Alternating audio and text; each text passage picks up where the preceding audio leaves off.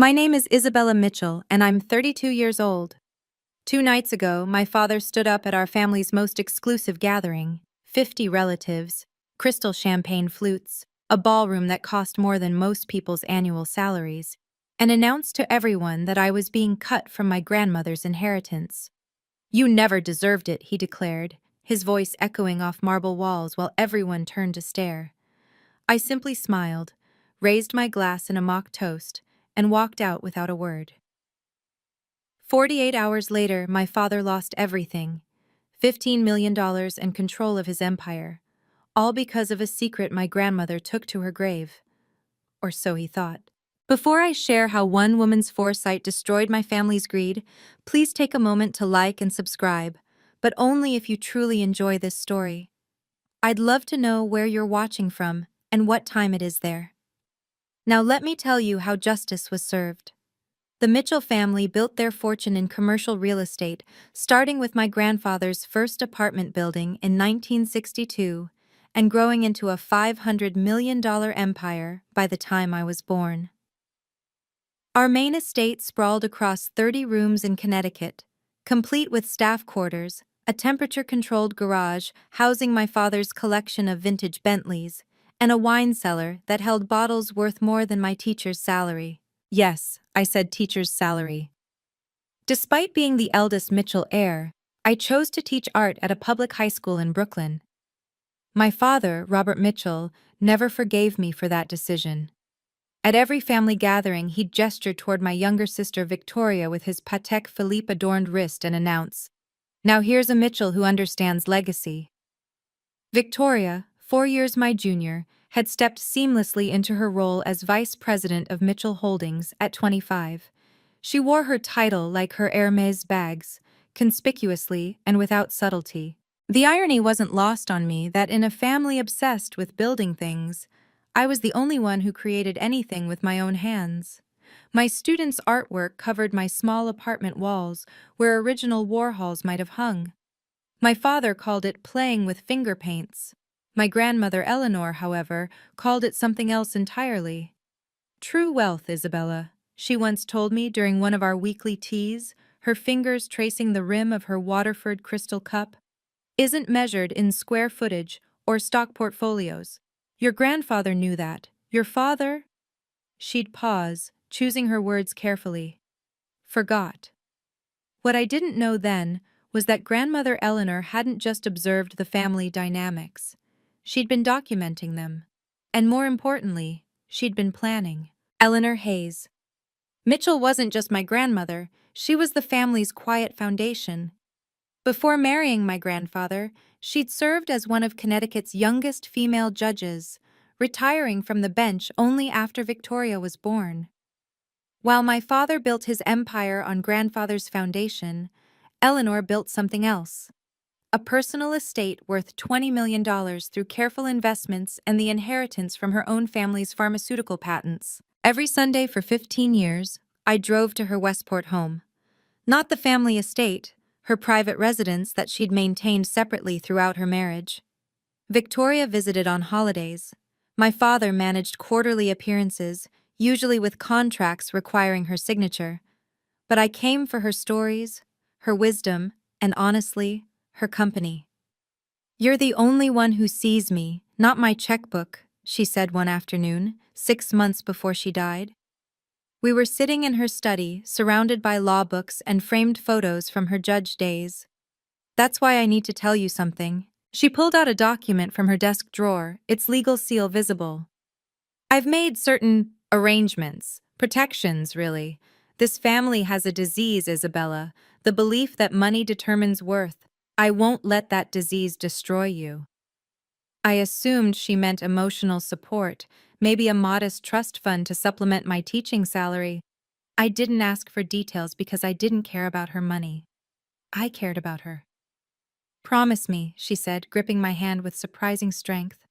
"When the time comes, you'll remember that every word in this will was chosen deliberately. Every clause has a purpose." 3 months later, she was gone. Heart failure in her sleep, peaceful and dignified. The funeral was elaborate, of course. My father gave a speech about legacy and empire. Victoria spoke about continuing the family tradition. I read Mary Oliver's When Death Comes and watched my father's jaw tighten with each verse. 3 months after grandmother's funeral, the family dynamics shifted with the subtlety of a hostile takeover. My father called emergency board meetings in the Mitchell Holdings conference room, a $50,000 mahogany table surrounded by leather chairs that cost more than my annual teaching salary. I wasn't invited naturally. Estate planning, Victoria explained during a rare moment alone at a family dinner. She adjusted her Cartier watch, a nervous tell she'd developed in business school. Dad's restructuring everything before the will reading. Grandmother's 20 million has to go somewhere, and he wants to ensure it strengthens the right positions. The right positions, I repeated, cutting into my duck confit. Meaning yours and his. Meaning the people actually contributing to the family legacy. Her voice carried our father's practiced condescension. Isabella, you made your choice. You can't teach finger painting to teenagers and expect equal standing with those of us maintaining the empire. That night, I received an unexpected email from James Crawford, my grandmother's personal attorney. The subject line read simply, Confidential. EHM Estate. The message was brief. Ms. Mitchell, your grandmother requested I contact you privately before the formal reading. Please call my office at your earliest convenience. Some matters require discussion. I called the next morning from my classroom, watching my students work on their self-portraits. Ms. Mitchell, Crawford's voice was carefully neutral. I've been your grandmother's attorney for 30 years. In that time, I've never seen such careful planning. She anticipated certain scenarios, made provisions. I believe you should be aware of these provisions before the family gathering. What kind of provisions? The kind that activate under specific circumstances. Your grandmother was particularly concerned about what she called public demonstrations of character. I think we should meet before your father schedules the formal reading. The humiliations began subtly, then escalated like a calculated campaign. At the monthly family dinner in my father's private dining room, he orchestrated what I now recognize as a deliberate performance. The entire extended family was present. Aunts, uncles, cousins who worked for various Mitchell enterprises. Let's discuss contributions, my father announced over the Wellington beef. Victoria just closed the Harborson deal. 40 million in new development. Marcus, he nodded to my cousin, expanded our Boston portfolio by 15%. His gaze finally landed on me. And Isabella painted, what was it? Finger turkeys with the children? Self-portraits, actually. My students are exploring identity through. How much revenue did that generate for Mitchell Holdings? He didn't wait for an answer. This is why the inheritance structure needs to reflect actual value. Those who build the empire deserve to inherit it. Those who choose, he waved dismissively toward me, artistic hobbies shouldn't expect equal treatment. The room filled with uncomfortable chuckles and shifting silverware. I maintained eye contact while reaching for my phone beneath the table, activating the recording app. A habit I developed 3 months ago when these dinners became interrogations. I understand, Father, I said calmly. You're saying inheritance should reflect a person's value to the family business, not their value as family. Exactly. He seemed pleased I'd understood. Finally, some sense. My Aunt Patricia, my mother's sister, cleared her throat. Robert, that seems rather harsh. Business is harsh, Patricia. Isabella chose to waste her potential. Why should she benefit from Victoria's hard work? From mine? I saved the recording to my cloud storage, labeling it Dinner 5, Value Discussion. It joined 12 others, a digital trail of my father's growing boldness. Each one more explicit than the last about his intentions for grandmother's estate. The revelation came by accident. I'd returned to the family estate to retrieve a painting I'd left in my old room, one of my grandmother's favorites. The house seemed empty, but as I passed my father's study, I heard Victoria's voice through the mahogany doors. The announcement needs to be public, she was saying. Maximum impact. If we do it privately, Isabella might contest. She won't contest anything after we're through. My father's voice carried a satisfaction that chilled me. The family gala next week. 50 guests, all our relatives and key business associates. We'll frame it as the official inheritance announcement. And you're certain the will allows for discretionary distribution? Crawford will read what needs to be read. The rest is interpretation. Once I publicly declare Isabella unfit for inheritance, lazy, unfocused, a disappointment to the Mitchell name, no one will question when her portion goes to you. Public shame is powerful, Victoria. She'll be too humiliated to fight back. What if she doesn't show up? Oh, she'll show. I'll make sure of it. Tell her it's about honoring Eleanor's memory. She won't be able to resist. I stood frozen in the hallway, my grandmother's painting clutched against my chest. They were planning a public execution of my character. That evening, Crawford's second email arrived. Ms. Mitchell, I've reviewed the timeline your grandmother anticipated. It appears certain events are being set in motion. She wanted me to inform you that public demonstrations of character work both ways. The attached video link requires a password. Use your grandmother's favorite poem title, no spaces, all lowercase. I typed, "When Death Comes," and watched my grandmother's face appear on screen, sitting in Crawford's office with 3 other witnesses visible in frame. If you're watching this, Isabella, then they've shown you exactly who they are. Crawford's office occupied the top floor of a Hartford building that predated Mitchell Holdings by decades. The morning I visited, 3 days before the gala, he had 2 other senior partners present as witnesses. Your grandmother recorded this video will 6 months ago, Crawford explained, gesturing to a wall-mounted screen. She insisted on multiple witnesses and notarization. What you're about to see is legally bulletproof. The video resumed with my grandmother adjusting her pearl necklace, the one she wore to court during her biggest cases. I, Eleanor Hayes Mitchell, being of sound mind and body, hereby establish the following moral character clause as an integral condition of inheritance. Any beneficiary who publicly humiliates, demeans, or attempts to disinherit another family member through social coercion forfeits all rights to my estate. This includes monetary assets, securities, and my 30% stake in Mitchell Holdings. She looked directly into the camera. This clause activates when witnessed by 20 or more individuals in a formal setting. The forfeited inheritance transfers immediately to the wronged party. Crawford paused the video. There's more. Detailed provisions, authentication procedures. Your grandmother spent 3 months perfecting this language with our estate law team. She also did something unusual. He handed me a folder. She investigated your father's financial position. He needs her 30% stake to maintain control of Mitchell Holdings. Without it, the board can vote him out. He doesn't know about this clause? Your grandmother insisted on standard language in the public will summary.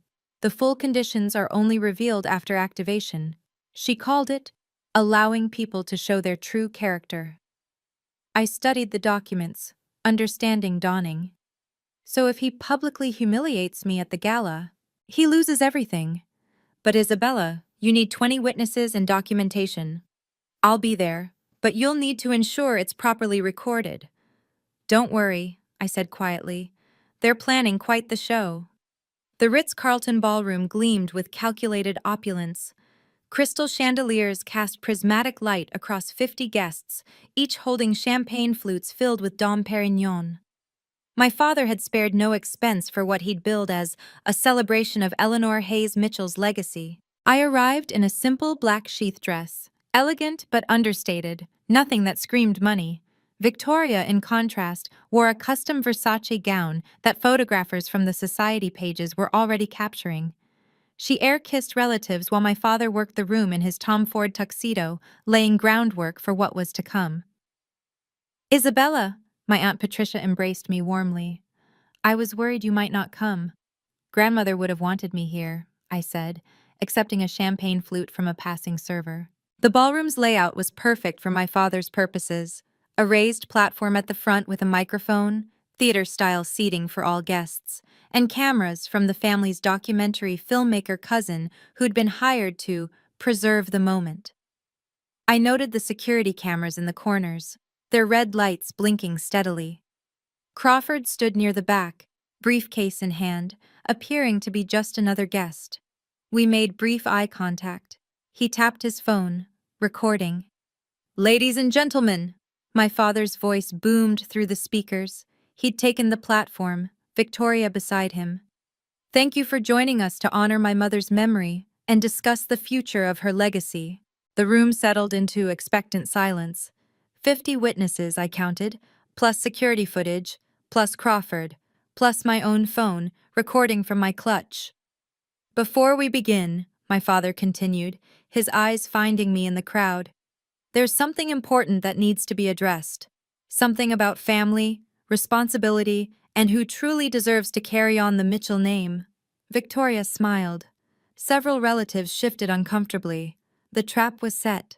My father gripped the edges of the podium, his Wharton class ring catching the light. Family legacy isn't just about blood. It's about contribution. It's about building upon what previous generations created. His voice carried the authority of countless board meetings. My mother Eleanor understood this, which is why her estate must go to those who honor that legacy. He paused for effect, and I saw several relatives lean forward. "Isabella," he said my name like an indictment. "Stand up." I rose slowly, keeping my expression neutral.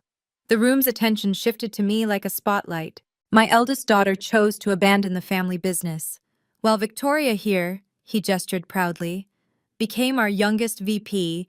Isabella decided to teach finger painting to teenagers. The derision in his voice was sharp enough to cut glass. "She contributes nothing to Mitchell Holdings. She generates no revenue. She builds nothing." Murmurs rippled through the crowd. I remained standing, silent. "Therefore," my father's voice rose to fill the ballroom, "it's been decided that Isabella will receive nothing from Eleanor's estate. Not $1. She made her choice to live a small, insignificant life. She never deserved the Mitchell inheritance, and she won't receive it." Victoria actually applauded. A few relatives joined uncertainly. Most sat in stunned silence. "This is what's best for the family," my father continued. "Those who waste their potential shouldn't benefit from those who achieve greatness. Isabella is officially disinherited from—" I raised my champagne glass, the gesture stopping him mid-sentence. "Thank you, Father," I said, my voice carrying clearly through the silent ballroom. "Thank you for making this so very public." I took a deliberate sip, set the glass on the nearest table with a crystalline ring, and walked toward the exit. 50 pairs of eyes tracked my movement. "Where are you going?" Victoria called out. I didn't answer. I simply left. If you've ever been judged by your family for choosing passion over profit, for picking purpose over portfolio, leave a comment below. Your story matters. And don't forget to subscribe so you won't miss the moment when justice arrives in the most unexpected way. I didn't look back as I left the Ritz-Carlton, but I heard the chaos erupting behind me. Voices raised in confusion, my father demanding I return, Victoria's shrill laugh cutting through it all. My phone buzzed with messages before I reached my car. I ignored them all except one.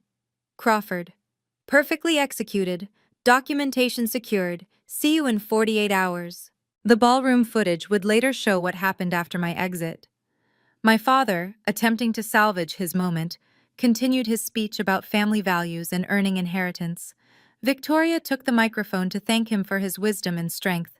Several relatives left early, visibly uncomfortable. My Aunt Patricia was caught on camera shaking her head in disgust.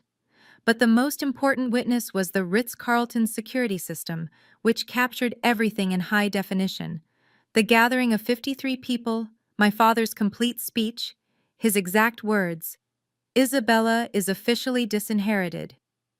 The hotel's event coordinator, per standard procedure, had also recorded the special announcement for their archives.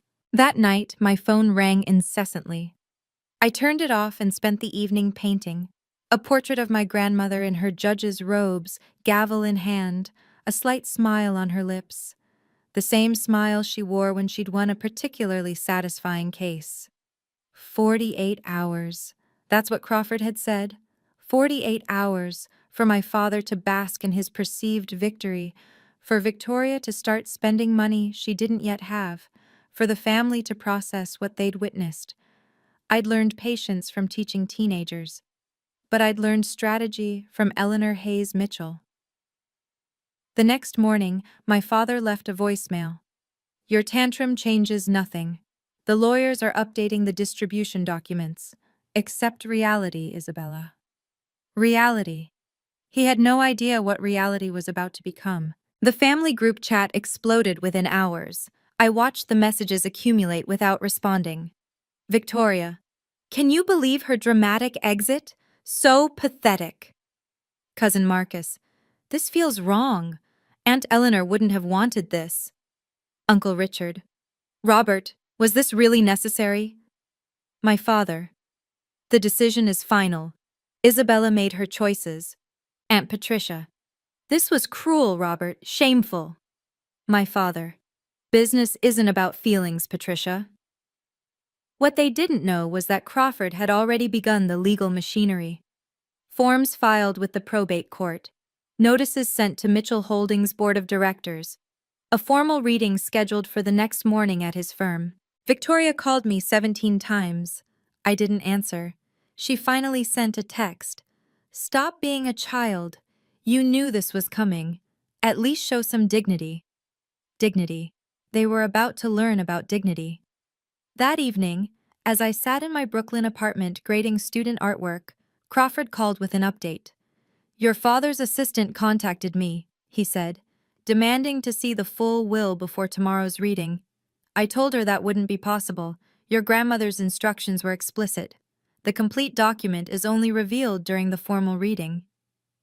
Is he worried? He's curious why you haven't fought back, why you haven't hired a lawyer or made threats. Your silence is making him nervous.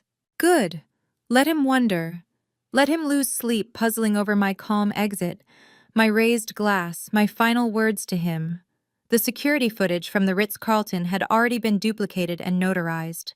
53 witness statements had been collected by Crawford's team, standard procedure for an estate reading. He'd told the guests who'd called to confirm their attendance. Tomorrow, my father would learn what my grandmother had taught me. True power isn't loud, it's patient, it's prepared, and it's absolutely devastating when deployed correctly. Crawford's appearance at the Ritz-Carlton hadn't gone unnoticed. The morning after the gala, my father's assistant had identified him from the security footage he'd demanded to review, looking, he claimed, for footage of my disrespectful behavior. Why was Eleanor's attorney there? My father confronted Crawford by phone while I listened on speaker in Crawford's office. I attend many social functions, Mr. Mitchell. Your mother was a respected figure in Hartford society. You were recording. Many people record memorable events. Your own cousin filmed the entire evening. I want to see the will, the complete document. That will happen at tomorrow's formal reading, as your mother specified, 2 p.m. sharp. I trust you and Victoria will attend? Of course we'll attend. It's our inheritance. Indeed, Crawford said mildly. It certainly involves inheritance. After the call, Crawford showed me the conference room where the reading would occur. Your grandmother chose this space specifically. Glass walls, completely transparent. She said justice should never hide in shadows. The mahogany table could seat 20. Crawford had already placed name cards for the mandatory attendees. Robert Mitchell, Victoria Mitchell, Isabella Mitchell, and 3 senior partners as witnesses. Your father requested a private reading, Crawford noted. I informed him that your grandmother's will specified an open session. Any family member who wishes to attend may do so. By that evening, word had spread. Aunt Patricia confirmed she'd be there. So would Uncle Richard, 3 cousins, and surprisingly, several board members from Mitchell Holdings who'd heard rumors about estate distributions affecting company ownership. My father sent one final text that night. Whatever you're planning won't work. The announcement was made. It's done. I finally responded with just 3 words. See you tomorrow. Let him interpret that however he wished. In less than 24 hours, he'd understand everything. The morning of the reading, an email arrived from Victoria. The subject line, "Final chance to accept reality." Isabella, I know you're hurt, but contesting the will won't work. Dad's already consulted 3 firms. Public disinheritance is legally binding when done by the estate executor, which Dad is. Tomorrow, just accept the symbolic dollar or whatever token amount grandmother left you. Don't embarrass yourself further. I forwarded it to Crawford without comment. His response was swift. Perfect. Please save all communications. My father, meanwhile, had scheduled a board meeting for that afternoon, right after the will reading. The agenda, leaked by a sympathetic secretary, restructuring ownership following estate distribution. He was so confident about receiving my grandmother's 30% stake that he'd already begun planning his expanded empire. I arrived at Crawford's firm an hour early, wearing the same black dress from the gala. Crawford met me in his office with coffee and a final review. Your grandmother's video will play automatically once I read the preliminary distributions, he explained. The moral character clause activates immediately upon verification of the triggering event. We have 53 witness statements, security footage from 3 angles, and your father's own words recorded by multiple sources. What about legal challenges? Your grandmother retained 3 separate firms to review this clause. It's been tested against every possible challenge.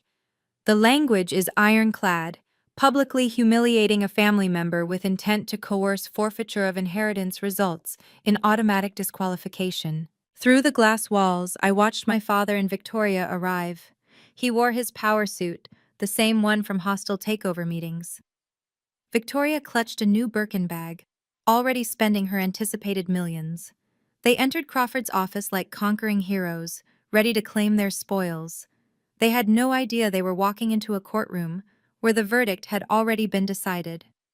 6 months before her death, my grandmother had summoned me to her Westport home for what she called an important conversation.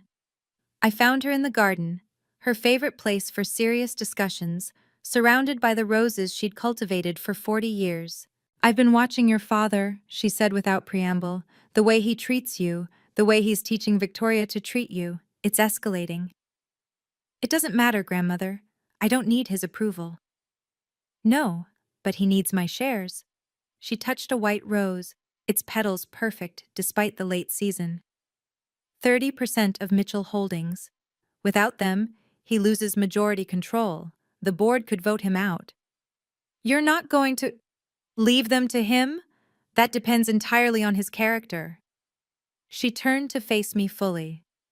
Isabella, I've spent months with Crawford crafting something special. A mirror, you might say. Whatever treatment someone gives, they'll receive in return. She explained the clause then, how public humiliation would trigger forfeiture, how the assets would transfer to the wronged party, how everything had to be witnessed and documented. But why not just change the will directly? Because people deserve the chance to choose who they are. Your father can choose to be fair, to be kind, to honor family bonds over financial gain. Or, she smiled that judge's smile, he can reveal his true nature to everyone. You're testing him. I'm protecting you. There's a difference. She handed me a sealed envelope. Crawford has everything, but this is for you. Don't open it until after. It explains why I did this. 3 months later, she was gone. The envelope sat in my apartment safe, still sealed, waiting for after. After was almost here. The moment of truth is approaching. If you're wondering how a grandmother's foresight could destroy an empire built on greed, leave your prediction in the comments below. And if this story of justice resonates with you, a simple like helps others discover that standing up to family bullies is possible, with the right preparation. The moral character clause was a masterpiece of legal engineering. Crawford revealed its details to me that morning before the others arrived, showing me the documentation that would soon shatter my father's world. Your grandmother worked with 3 firms, he explained, displaying the papers. Estate law, corporate law, and contract specialists. Every word was chosen precisely. Look here. Public humiliation is defined as negative statements about a beneficiary's character, worth, or deservingness made before 20 or more witnesses. Intent to coerce includes attempting to shame someone into declining their inheritance.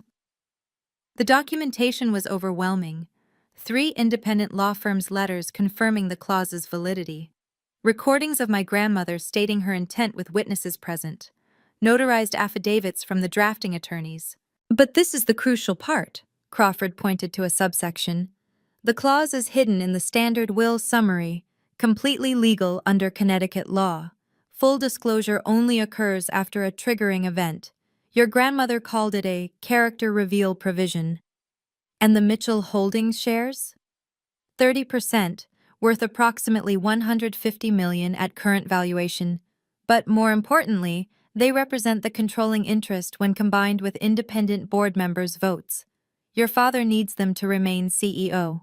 The shares had been my grandmother's ultimate leverage, inherited from my grandfather with the explicit right to distribute them as she chose. My father had assumed they'd naturally flow to him, the sitting CEO. He'd never imagined my grandmother would weaponize them. One more thing, Crawford added. The clause includes a specific provision. Attempted legal challenges result in additional penalties. Your grandmother thought of everything. Through the glass walls, I saw more family members arriving. Aunt Patricia, Uncle Richard, several cousins. Word had spread that something significant was happening. My father noticed them too. His confident expression flickered with the first hint of uncertainty. Over the past 48 hours, I'd assembled everything with the precision my grandmother taught me.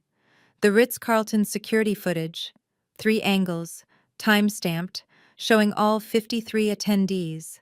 The audio recording from my phone, crystal clear, every word of my father's speech preserved. The witness list Crawford's team had compiled, including contact information and preliminary statements. But I'd gone further. 3 months of recorded family dinners where my father had systematically belittled my career. Emails between him and Victoria planning the public disinheritance. Text messages where they discussed teaching Isabella her place. You documented everything, Crawford observed, reviewing my files that morning. Grandmother told me to. 6 months ago she said start recording, not for revenge, but for protection. Truth needs evidence. The most damning piece was a video I'd taken of my father practicing his gala speech in his study. He hadn't known I was in the hallway, recording through the cracked door as he rehearsed lines like, Isabella contributes nothing, and she never deserved the Mitchell name. Crawford added these to the official file. Your grandmother would be proud. You've built an airtight case. I learned from the best. She always said, never go to court with feelings, go with facts. Now, sitting in that conference room as 2 o'clock approached, I watched my father check his Rolex repeatedly. Victoria scrolled through her phone, occasionally showing him something that made him nod approvingly. Property listings, probably, or yacht catalogs. The other family members settled into their seats quietly. The board members from Mitchell Holdings clustered together, whispering about regulatory implications.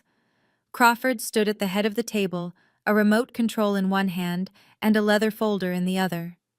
Shall we begin? He asked. My father straightened his tie. Finally. Crawford's conference room felt like a tribunal. The glass walls meant everyone in the firm could witness what was about to unfold. My grandmother's final touch of transparency. 15 family members had shown up, along with 3 Mitchell Holdings board members who'd heard whispers about estate shares. Thank you all for coming, Crawford began, his voice carrying the gravity of 3 decades of practice. We're here for the formal reading of Eleanor Hayes Mitchell's last will and testament. My father sat at the center of the table like a CEO at his board meeting, Victoria to his right. I'd deliberately chosen a seat at the far end, wanting to watch their faces when the truth emerged. Before we begin, Crawford continued, I must note that Mrs. Mitchell requested this reading be video recorded for legal documentation. Are there any objections? Get on with it, my father said impatiently. Crawford activated the recording system, 3 cameras capturing every angle. Then he opened the leather folder. The preliminary distributions are as follows. To various charities, Mrs. Mitchell leaves $5 million. To household staff who served more than 10 years, individual bequests totaling $1 million. Victoria was already calculating what remained. I saw her tap 19 million into her phone calculator. To my son, Robert Mitchell, and my granddaughters, Victoria and Isabella Mitchell, I leave the remainder of my estate, including my 30% stake in Mitchell Holdings, to be distributed according to the conditions set forth in the full documentation. Finally, my father muttered. However, Crawford said, and the room stilled. Before distribution can occur, we must review the complete conditional provisions, including all qualifying clauses. He picked up the remote. Mrs. Mitchell recorded a video explanation to ensure her intentions were absolutely clear. The wall-mounted screen flickered to life, and my grandmother appeared. My grandmother appeared on the screen in stunning clarity, sitting in this very room 6 months ago. She wore her pearl necklace and the navy suit she'd favored for court appearances, every inch the former judge. "My dear family," she began, her voice strong and clear. "If you're watching this, then I am gone, and you're gathered to divide what I've left behind. But first, you must understand why I've structured my will as I have." My father shifted impatiently. Victoria had stopped scrolling through her phone. "I spent 40 years on the bench, witnessing how money corrupts family bonds. I watched children destroy each other over inheritance, saw greed transform love into litigation. I refused to let my legacy become another cautionary tale." She paused, looking directly into the camera with those penetrating eyes that had made attorneys tremble. "Therefore, I have included in my will what I call a moral character clause. It's quite simple. Any beneficiary who publicly humiliates, demeans, or attempts to disinherit another family member forfeits all claims to my estate. This forfeiture is automatic and irreversible upon documented proof of such behavior witnessed by 20 or more individuals." The color drained from my father's face. "This clause exists because I believe inheritance should go to those who value family over fortune, who treat each other with respect regardless of career choices or lifestyle differences. Those who use public shame as a weapon against their own blood deserve nothing from me." Victoria's hand had frozen over her phone. "What is this?" "Furthermore," my grandmother continued, "any forfeited inheritance transfers immediately to the wronged party. This is not about punishment. It's about protecting those who cannot protect themselves from family members who would use wealth as a weapon." "Turn it off," my father commanded. "I'm afraid I cannot," Crawford said mildly. "Your mother's instructions were quite specific." "This is entrapment!" My father shot to his feet, his chair scraping against the floor. "She can't retroactively punish me for something that happened after her death." Crawford remained calm. "Mr. Mitchell, the clause was part of the will executed 6 months ago. You chose your actions 2 nights ago with full free will." "I didn't know about this clause." "Ignorance of the full terms doesn't invalidate them. You knew there was a will. You chose to publicly disinherit your daughter before the reading." The screen continued with my grandmother's voice. "To be perfectly clear, I had this clause reviewed by 3 independent firms. It is legally binding and bulletproof." Crawford opened a second folder. "Which brings us to the events of 2 nights ago at the Ritz-Carlton." He pulled out printed screenshots from the security footage. "Mr. Mitchell, before 53 witnesses, you stated, and I quote, 'Isabella will receive nothing from Eleanor's estate, not $1. She never deserved the Mitchell inheritance.' That was about my inheritance decisions, not Mother's." "You specifically referenced Eleanor's estate, sir. We have multiple recordings." Crawford played the audio from my phone, my father's voice filling the room. "Therefore, it's been decided that Isabella will receive nothing from Eleanor's estate." The board members were whispering frantically. One was already on his phone, likely calling legal counsel. This is ridiculous. Victoria stood now too. Isabella manipulated this somehow. How? I spoke for the first time. By letting father reveal exactly who he is? Crawford pulled out more documents. 53 witness statements confirming the public humiliation. Security footage from 3 angles. Mr. Mitchell, you have triggered the moral character clause. Your inheritance is forfeit. My father's face had turned an alarming shade of red. You can't do this. It's already done, Crawford said simply. Crawford methodically laid out the numbers with the precision of a surgeon. Due to the triggered moral character clause, the following transfers are now in effect. Robert Mitchell forfeits $15 million in cash and securities. These transfer to Isabella Mitchell. My father gripped the table edge, his knuckles white. Victoria Mitchell, as co-conspirator in the public humiliation, we have emails and recordings of your planning sessions, forfeits $5 million. This also transfers to Isabella. Co-conspirator? Victoria shrieked. I didn't even speak at the gala. You applauded. You participated in planning. You sent messages calling it teaching Isabella her place. All documented. Crawford turned to the final page. Most significantly, Eleanor Mitchell's 30% stake in Mitchell Holdings, valued at approximately $150 million, transfers from Robert Mitchell to Isabella Mitchell, effective immediately. The board members were on their feet. One of them, Harold Brennan, spoke first.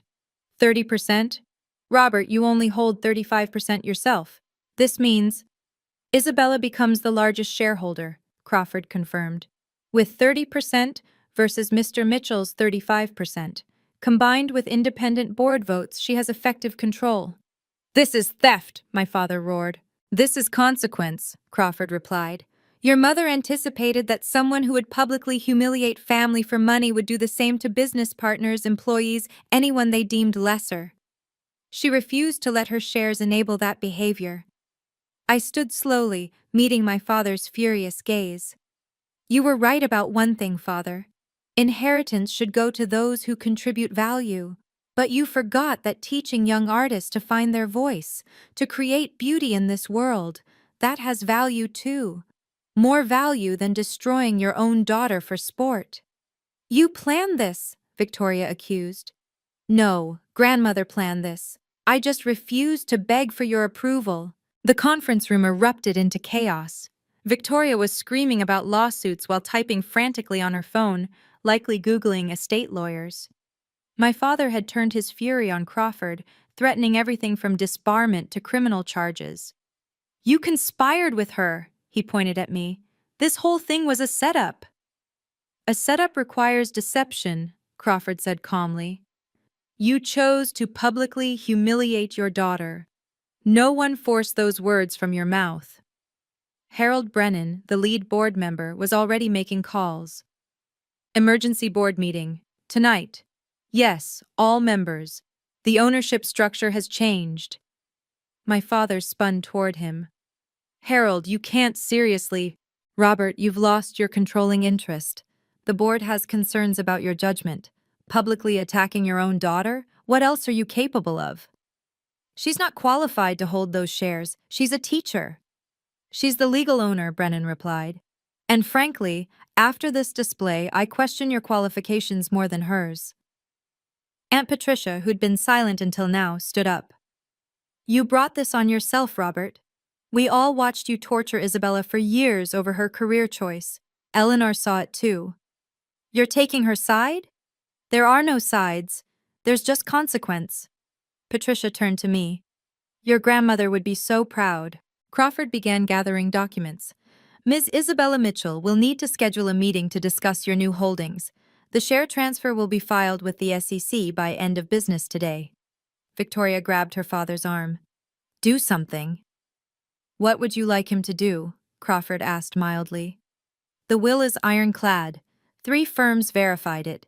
Any legal challenge triggers additional penalties, specifically litigation costs paid from remaining personal assets. My father's phone buzzed, then again, and again. News traveled fast in their circles. As the chaos swirled around me, I pulled out the sealed envelope my grandmother had given me 6 months ago. My hands were steady as I opened it, though my heart raced. Inside was a handwritten letter in her elegant script. "My dearest Isabella," I read aloud, and the room gradually quieted.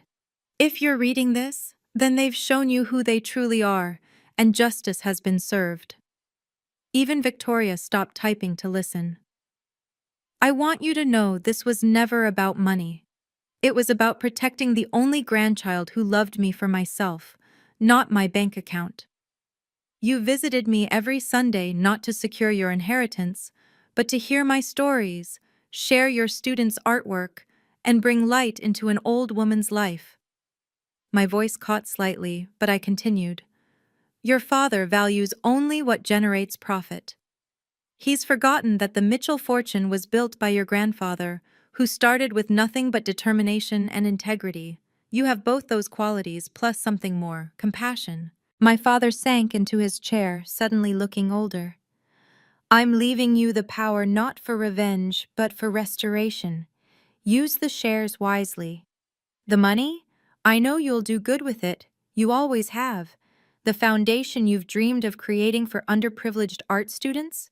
Now you can build it." I looked up at my family. "That's what I'm doing with the 20 million. Creating the Eleanor Hayes Mitchell Foundation for arts education."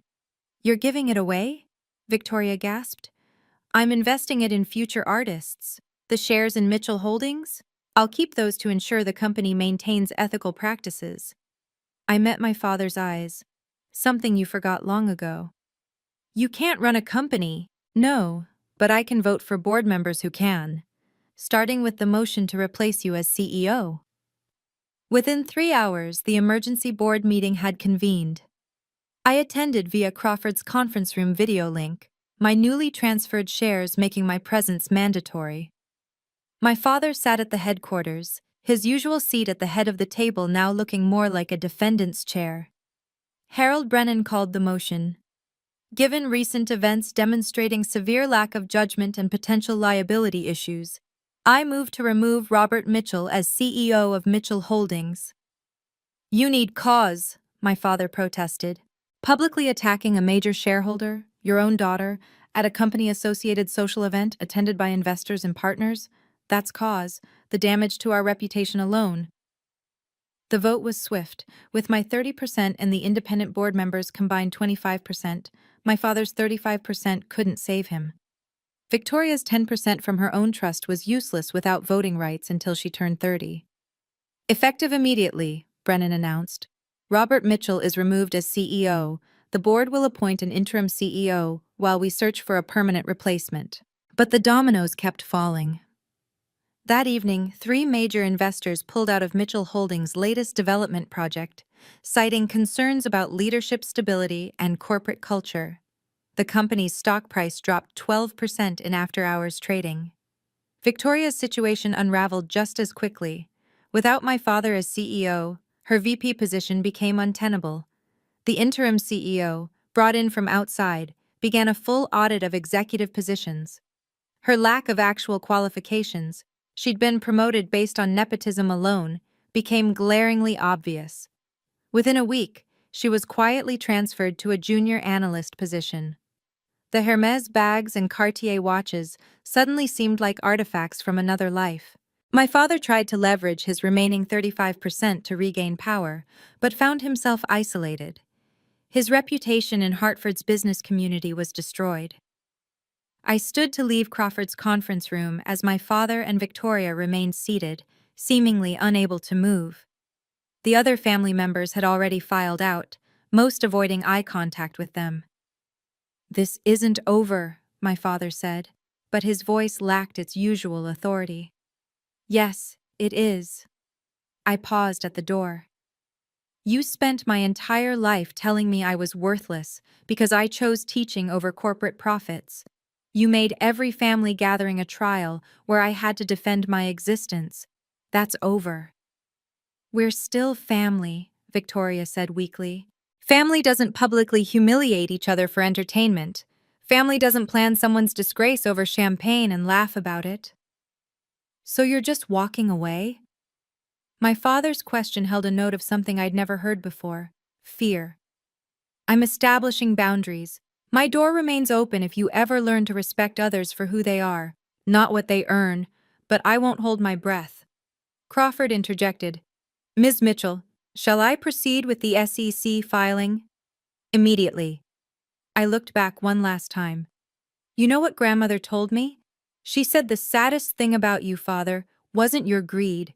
It was that you had a daughter who would have loved you unconditionally, but you threw that away because she didn't fit your business plan. I walked out, my heels clicking on the marble floor with the same measured pace I'd used leaving the Ritz-Carlton. Behind me, I heard Victoria asking Crawford about appeals, about loopholes, about anything that might undo what had just happened. His response was simple. Your grandmother was a judge for 20 years. She knew how to make things permanent. The elevator doors closed on that chapter of my life. 6 months later, I stood in the gallery space that had once been an abandoned warehouse in Brooklyn. Sunlight streamed through the restored windows, illuminating 50 pieces of student artwork. The Eleanor Hayes Mitchell Foundation for Arts Education had just held its first exhibition. 112 students had received full scholarships in our first round. Kids who reminded me of myself, talented, passionate, but told they were impractical dreamers. Their parents stood among the crowd, some crying as they saw their children's work professionally displayed for the first time. Ms. Mitchell? A reporter from the Hartford Courant approached. Any comment on your father's recent bankruptcy filing?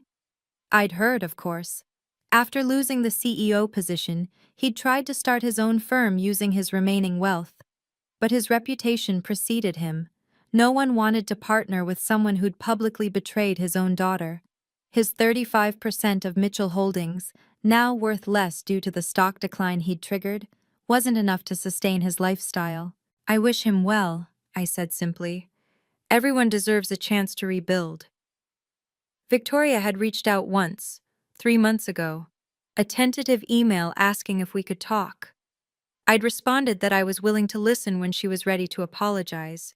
Genuinely, not strategically. I hadn't heard back. The 1% of shares I'd retained gave me just enough voting power to block any hostile takeovers. Mitchell Holdings, under new leadership, had pivoted toward sustainable development and community partnerships. The stock had recovered and surpassed its previous value. Aunt Patricia approached with a glass of champagne. Eleanor would have loved this. I touched the pearl necklace I wore, grandmother's, left to me separately from the contested estate. She's here, in every scholarship, every student who now believes their dreams matter. That night, after the gallery had emptied and the last student had thanked me with tears in their eyes, I stood alone in my office. On the wall hung my grandmother's portrait, the one I'd painted the night of the gala, her in judge's robes with that knowing smile. The letter she'd left me ended with words I hadn't shared with anyone. Isabella, they will call you calculating. They will say you manipulated an old woman's love. Let them. You and I know the truth, that you would have walked away from every penny if it meant having one more Sunday tea with me.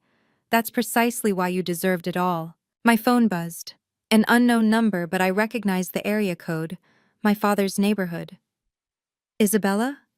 His voice was different, smaller. I wanted you to know. I saw the exhibition coverage, the kids you're helping. I waited. Your grandmother was right. About everything. About me. About what real value looks like. A pause. I'm sorry. Not because I lost everything. Because I lost you. Because I made you feel worthless when you were the only one in the family actually creating something meaningful. Thank you for saying that. Could we? Maybe sometime. Sometime, I said. When you're ready to see me as Isabella, not as a disappointment. When you can be proud that your daughter teaches art, not in spite of it, but because of it. I'm working on it. Maybe he was. Maybe people could change when they lost everything they thought mattered and realized what actually did. Family isn't about blood or money. It's about respect, genuine love, and the courage to protect yourself from those who would diminish your light. Sometimes the greatest inheritance isn't wealth, it's the wisdom to know your worth and the strength to demand others see it too.